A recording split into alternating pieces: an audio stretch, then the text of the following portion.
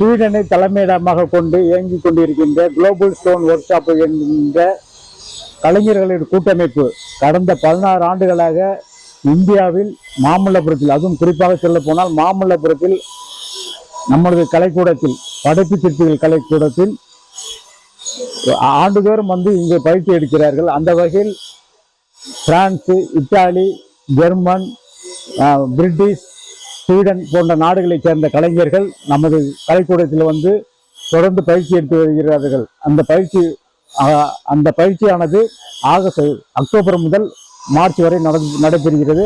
அந்த வகையில் இந்த ஆண்டுக்கான பயிற்சி முகாம் இன்று நமது கலைக்கூடத்தில் மாண்புமிகு மேலாண் தலைமை செயலாளர், மேற்கு வங்கத்தின் தலைமை செயலாளராக இருந்த பாலச்சந்திரன் ஐஏஎஸ் அவர்கள் இந்த பயிற்சி முகாமை தொடங்கி வைத்தார்கள் என்று தெரிவித்துக் கொள்கிறேன். உலகத்தின் தலை சிறந்த சிற்பிகளை உருவாக்குகின்ற களத்தில் நம்முடைய பாஸ்கர் அவர்கள் இந்த பணியை சிறப்பாக செய்து கொண்டு வருகிறார்.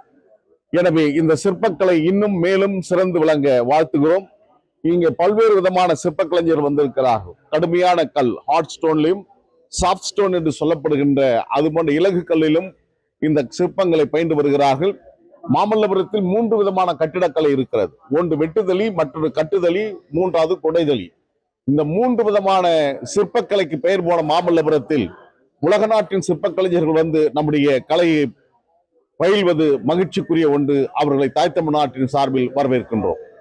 இந்த குளோபல் ஸ்டோன் ஒர்க் ஷாப் அப்படிங்கிற ஆர்கனைசேஷன் வந்து 16 வருஷமா இங்கே வந்து நடத்திக்கிட்டு இருக்காங்க. பாஸ்கரன், சிற்பக்கலைஞர் பாஸ்கரன் நெருங்கிய தோழர். உலகத்தில் ஒவ்வொரு வருஷமும் 3 இடத்துல இதை நடத்துறாங்க.